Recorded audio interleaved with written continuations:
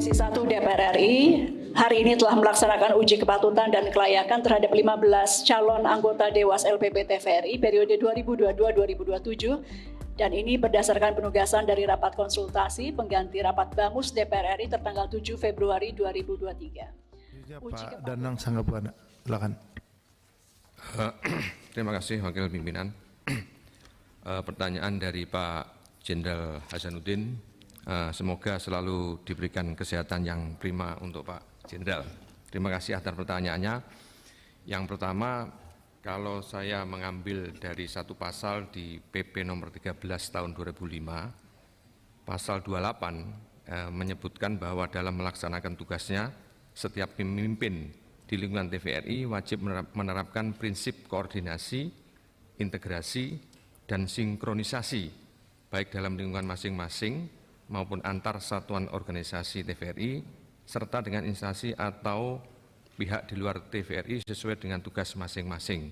Walaupun di pasal yang lain memang Dewas diberikan kewenangan untuk memberhentikan dan mengangkat calon direksi.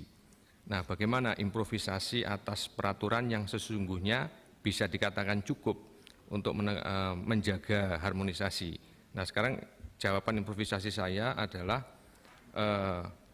di dokumen TVRI saat ini ada buku tentang kolektif kolegial yang itu mengatur tata kerja Dewas, juga di dalamnya juga telah diatur tata kerja dengan Dewan Direksi. Nah, sebaiknya itu juga menjadi panduan bersama untuk sama-sama ditaati baik oleh Dewas maupun direksi agar sama-sama berada pada jalur yang benar. Andaikan muncul konflik dan sebagainya, itu memang tidak bisa dihindari dalam dinamika organisasi, apalagi saat ini luar biasa perkembangan teknologi karena arus informasinya yang begitu deras. Tetapi dinamika itu tentu kita menggunakan wisdom masing-masing pihak, baik Dewas maupun direksi, agar sama-sama menyelamatkan publik. Karena TVRI adalah melayani publik, maka di atas publiklah kita bertumpu. Ketika ada ego masing-masing, maka harus dikembalikan ke publik bahwa kedua belah pihak adalah pelayan publik. Kalau tidak bisa menyelesaikan konflik secara internal, maka publik yang akan dirugikan oleh Dewas dan direksi. Nah, kalau untuk parameter dan sebagainya memang ada jalan lain. Kita menyusun semacam poin-poin yang bertujuan untuk memberikan rambu-rambu, batasan-batasan mana yang boleh dilakukan dan mana yang tidak boleh dilakukan. Dan memang harus berkomitmen di antara dua belah pihak. Atau dalam istilah lain, masing-masing diambil sumpah atau dibaiat lah bahasanya ya. Untuk sama-sama taat azas bahwa kepentingan publiklah di atas semua pekerjaan atau perjalanan organisasi di tubuh TVRI.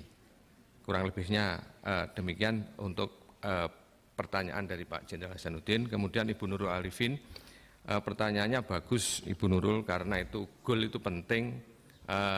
Pertama saya ingin memberikan jawaban, ya satu, karena TV ini adalah produksi konten, di situ ada inovasinya, ada kreativitasnya, maka yang pertama saluran distribusinya harus benar-benar multiplatform.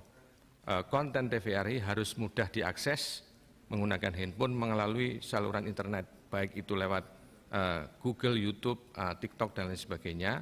Tetapi tentu itu juga bisa digunakan untuk sebagai alat promosi. Jadi program-program TVRI yang mungkin diunggulkan maka harus disebar ke seluruh lini media massa. Dan ini TVRI sudah melakukan itu, cuman memang harus ditingkatkan. Itu terobosannya, sehingga tingkat kepemirsaan atau audience share itu semakin meningkat. Karena percuma saja kalau konten kita bagus, tapi tidak ada yang menonton, Bu. Ibaratkan kita meracik menu untuk berbuka puasa, tapi nggak ada yang makan, kan mubazir. Sehingga dalam konteks saluran distribusi, TVRI harus sangat digital dengan hadir di seluruh multiplatform.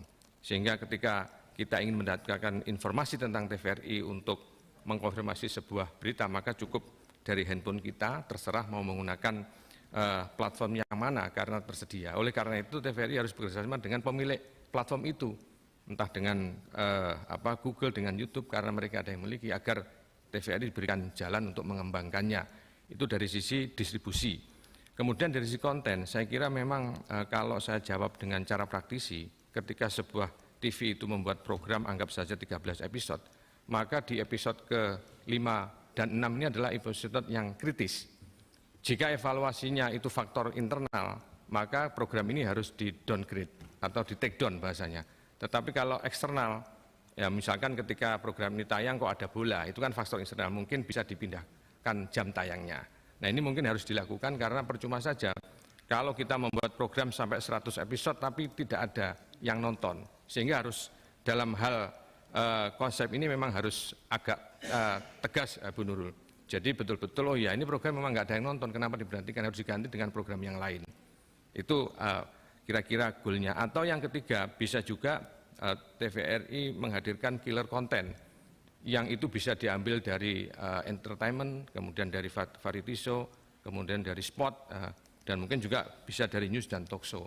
Semakin banyak killer kontennya, saya kira TVRI akan diburu masyarakat ya, karena memang sangat menarik daripada TV yang lain.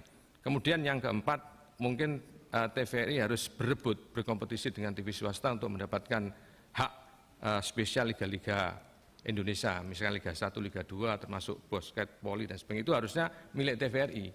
Jangan diberikan kepada swasta. Ya ini harus, manajemen harus lincah bagaimana melobi pemilik hak siarnya agar diberikan kepada TVRI. Atau sekarang karena sudah diambil oleh swasta, negosiasi sama swasta, paruan dong, jangan diambil semua. Mungkin itu juga bisa dilakukan untuk menguatkan TVRI. Kemudian dari Pak Ian Menas dari fraksi Gerindra, memang ada dualisme di di level karyawan, satu induknya Kominfo, satu induknya direksi, dan tidak punya semacam pengawas, tidak punya semacam pengawas di bidang di induknya masing-masing, sehingga saya kira ini juga perlu diperbaiki, karena kalau begini terus maka TVRI akan menghasilkan produk yang SOP.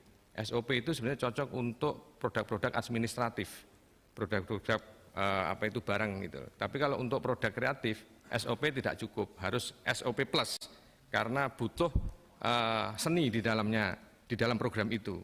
Tanpa ada seni maka tayangan itu akan hambar, garamnya kurang Pak, atau micinnya kurang, sehingga tidak bisa menyebar atau tidak bisa menarik publik. Padahal TVRI kan ingin mencerdaskan masyarakat, ingin membimbing, kemudian masyarakat menjadi bagian dari TVRI, karena konsepnya kan TV publik, beda dengan TV swasta yang audiennya hanya dijadikan sebagai pasar.